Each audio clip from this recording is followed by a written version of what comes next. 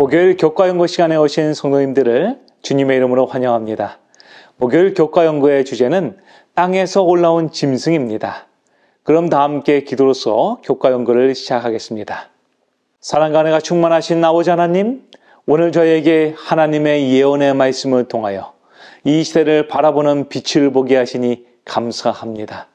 이 시간 주님의 성령님, 저희의 마음 가운데 임재하여 주시사 이 예언의 말씀 가운데 저희에게 용기를 주시며 믿음을 더하여 주시는 예수 그리스도를 발견하게 축복하여 주시옵소서. 이 모든 말씀 우리에게 오늘이요 나중 되시는 예수 그리스도의 이름으로 간절히 기도드렸습니다. 아멘. 저희는 이번 주 교과 연구를 통하여 요한계시록 13장에 등장하는 두 짐승에 관해서 함께 연구하고 있습니다. 특히 지난 2시간에 걸쳐서 저희는 첫 번째 짐승인 바다에서 올라온 짐승에 관해서 함께 연구했는데요. 이 짐승은 여러 나라들의 특성을 함께 갖고 있는 복합적인 세력이었으며 특히 하나님께서 1260일의 예언을 통하여서 저희에게 이 짐승이 어떠한 나라인지를 더욱 명확하게 설명하셨습니다. 그리고 마침내 저희는 기독교 전체의 역사를 통해서 바다에서 올라온 이 짐승은 바로 로마 교황권이었음을 확신하게 되었습니다. 그런데 요한계시록 13장은 거기에서 멈추지 않습니다. 성도들을 1260년 동안 핍박하며 모든 기독교인들을 말살하려는 사단의 정책은 믿음을 끝까지 지킨 하나님의 자녀들로 인해서 결국 수포로 돌아가고 맙니다. 그러자 사단은 또 다른 그의 한 나라를 일으킵니다. 그 짐승에 관해서 성경 요한계시록 13장 11절로 12절은 다음같이 기술하고 있습니다. 내가 보매 또 다른 짐승이 땅에서 올라오니 어린 양같이 두 뿔이 있고 용처럼 말을 하더라. 그가 먼저 나온 짐승의 모든 권세를 그 앞에서 행하고 땅과 땅에 사는 자들을 처음 짐승에게 경배하게 하니 곧 죽게 되었던 상처가 나은 자니라. 지금 요한은 무시무시한 첫 번째 짐승이 지나간 이후에 또 다른 짐승이 저 멀리에서 올라온 것을 계시로 보게 됩니다. 근데 요한이 보니 말로는 표현할 수 없이 무서운 첫 번째 짐승이 지나간 이후에 저 멀리 땅에서 올라오는 이 짐승은 마치 그가 그토록 기다렸던 어린 양과 같았다라고 표현합니다. 여기서 어린 양과 같았다라는 이 표현은 새롭게 올라온 그 나라가 순결하며 세상 죄를 지고 가는 어린 양 대신 예수 그리스도의 모습과도 같았다라는 것을 나타내고 있죠. 그래서 새롭게 올라온 그 나라는 그 이전에 올라온 그 어떤 나라보다 예수 그리스도의 모습을 나타내고 있었다라는 것입니다. 그런데 우리가 여기서 주의해서 읽어야 할 부분이 몇 가지 있는데요. 그 첫 번째 점은 뭐냐면 첫 번째 짐승은 바다에서 올라왔지만 두 번째 짐승은 땅에서 올라왔다라는 것입니다. 요한계시록에서 바다는 대부분 지금 공부한 바와 같이 열국과 무수히 많은 사람들, 특히 사람들과 나라들이 집중적으로 모여있는 유럽을 상징합니다. 그렇다면 두 번째 짐승이 올라온 땅은 여러분 무엇을 의미할까요? 이 땅은 바다와는 반대되는 개념으로 사람들이 별로 없으며 황무지와 같은 곳을 의미하고 있습니다. 하지만 요한은 잠시 지난 후에 그 광경을 보면서 깜짝 놀라게 됩니다. 그 이유는 어린 양과 같이 그리스도를 닮은 듯한 이 나라가 잠시 후 그 입을 여는데 용처럼 말을 하더라는 것입니다. 여기서 용처럼 말을 했다라는 것은 크고 무서운 말을 했다라는 의미를 갖고 있지만 또한 용이 하던 그 메시지를 전하였다는 것을 의미하고 있죠. 요한계시록 12장 9절은 이렇게 말합니다. 큰 용이 내쫓기니 옛뱀 곧 마귀라고도 하고 사탄이라고도 하며 온 천하를 꿰는 자라. 그가 땅으로 내쫓기니 그의 사자들도 그와 함께 내쫓기니라. 지금 성경은 말하기를 이 용이 하던 말은 바로 온 천하를 미혹하는 사단의 미혹의 말이었다고 성경은 말하고 있습니다. 그렇기 때문에 이 용의 말을 들은 이들은 그 용의 권세에 압도되어서 스스로 이렇게 말하는 것이죠. 누가 이 짐승과 같으냐? 누가 능히 이와 더불어 싸우리요? 결국 미혹의 영에 사로잡힌 어린 양은 사람들을 사단에게 미혹하는 그러한 일을 하게 되는 것이죠. 그래서 요한계시록 13장 12절은 이렇게 말합니다. 그가 먼저 나온 짐승의 모든 권세를 그 앞에서 행하고 땅과 땅에 사는 자들을 처음 짐승에게 경배하게 하니 곧 죽게 되었던 상처가 나은 자니라. 지금 성경은 말하기를 어린 양과 같았던 이 나라가 바다에서 올라온 그 짐승의 모든 권세를 그 앞에서 행했다라고 말합니다.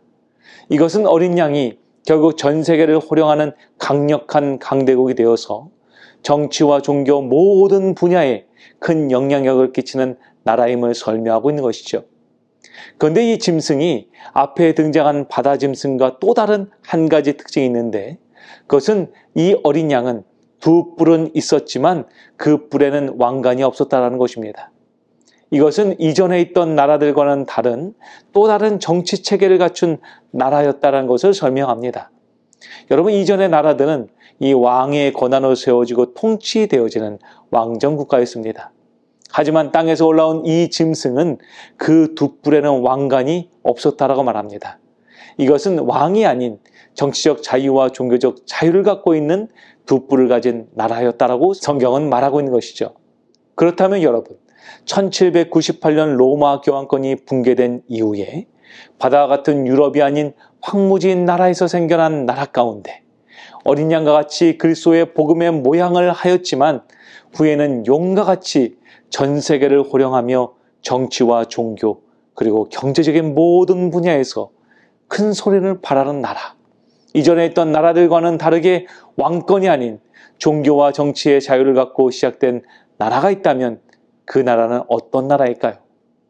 각 시대의 대쟁투 440페이지에는 그 나라에 대해서 이렇게 설명하고 있습니다. 새끼 양과 같이 두 뿔을 가진 짐승은 땅에서 올라왔다. 이와 같은 모양으로 표상된 나라는 자기 스스로를 확립하기 위하여 다른 세력을 넘어뜨리는 대신 일찍이 아무에게도 점령된 일이 없는 지역에서 점진적으로 또한 평화롭게 자라난 나라이어야 한다. 이 예언과 모든 점에 있어서 부합되는 한 나라, 오직 한 나라가 있는데 그것은 곧 북미 합중국이다. 네, 맞습니다. 그것은 미합중국이라고 불려지는 미국을 말하고 있습니다. 미국은 어린 양과 같이 종교와 정치의 자유를 외치며 신대륙에 새롭게 세워진 나라입니다. 그래서 예수 그리스도의 복음이 미국을 통해서 온 세계로 전파되어진 것이죠. 하지만 하나님께서는 이 어린 양과 같은 나라가 결국 그 순성을 잃어버리게 되고 마침내 그 나온 짐승, 즉 바다에서 올라온 짐승으로 표상되는 교황권의 힘을 얻게 되며 또한 처음 짐승을 경비하는 존재가 된다라고 성경은 예언하고 있는 것입니다. 특히 요한계시록 13장 13절로 15절은 이 변절된 어린 양의 무서움을 이렇게 묘사하고 있습니다. 큰 이적을 행하되 심지어 사람들 앞에서 불이 하늘로부터 땅에 내려오게 하고 짐승 앞에서 받은 바 이적을 행함으로 땅에 거하는 자들을 미혹하며 땅에 거하는 자들에게 이르기를 칼에 상하였다가 살아난 짐승을 위하여 우상을 만들라 하더라. 그가 권세를 받아 그 짐승의 우상에게 생기를 주어 그 짐승의 우상으로 말하게 하고 또 짐승의 우상에게 경배하지 아니하는 자는 몇이든지 다 죽이게 하더라. 여러분, 얼마나 무섭고 끔찍한 예언입니까? 이 진리의 순수성을 잃어버린 어린 양은 이제 더 이상 어린 양이 아닌 또 다른 짐승이 되어서 결국 그 권세로 짐승의 우상을 살리며 경배하게 하는데 그 모든 힘을 쏟는 것을 우리는 이 예언을 통해서 발견하게 됩니다. 실제로 교황권은 미국이 독립된 나라가 된 이후에 미국에서 그 세력을 점점 성장시키더니 1965년 10월 4일에는 262대 교황 바오로 6세가 드디어 미국을 방문하여서 존슨 대통령에게 축복 기도를 드렸으며 양키즈 스타디움에서 미사를 드리는 모습이 온 세상에 중계되었습니다. 그뿐만이 아니라 1992년 2월 24일자 타임즈는 교황 바오로 2세와 레이건 대통령의 사진을 나란히 실으며 진성동맹이라는 주제로 대서특필을 하였습니다. 그리고 이제 미국의 사회, 경제, 정치 모든 분야에 이르기까지 그 영향력을 행사하게 되었습니다. 사랑하는 성도 여러분, 바다에서 올라온 짐승의 예언이 종교 암흑기 동안 로마 교황권을 통해서 이루어졌던 것처럼 땅에서 올라온 짐승에 관한 예언 역시 마침내 성취될 것입니다. 그리고 마침내 어린 양과 같은 나라였던 미국은 그 진리의 순성을 잃어버려 오히려 짐승의 우사에게 경배하며 로마 교황권이 그러하였던 것 같이 하나님의 믿음의 진리 위에 서 있는 성도들을 짐승에게 내어주는 그러한 역할을 마침내 하게 될 것입니다. 그렇다면 여러분, 우리는 이러한 때에 과연 어떻게 해야 할까요? 베드로는 베드로후서 3장 10절로 13절에서 마지막 시대를 살아갈 하나님의 남은 자손들에게 이렇게 권면합니다. 그러나 주의 날이 도둑같이 오리니 그 날에는 하늘이 큰 소리로 떠나가고 물질이 뜨거운 불에 풀어지고 땅과 그 중에 있는 모든 일이 드러나리로다. 이 모든 것이 이렇게 풀어지리니 너희가 어떠한 사람이 되어야 마땅하냐. 거룩한 행실과 경건함으로 하나님의 날이 임하기를 바라보고 간절히 사모하라. 그 날에 하늘이 불에 타서 풀어지고 물질이 뜨거운 불에 녹아지려니와 우리는 그의 약속대로 의가 있는 곳인 새하늘과 새 땅을 바라보도다. 사랑하는 미주교회 성도 여러분, 베드로의 이 놀라운 고백이 오늘 저희의 고백이 되기를 소망합니다. 하나님께서 저희에게 요한계시록 13장의 이 무서운 예언을 허락하신 이유는 이 예언을 통해서 저희가 두려움과 낙담 가운데 좌절하기 위함이 아닙니다. 하나님의 말씀은 그분이 말씀하신 대로 때가 차면 반드시 이루어질 것입니다.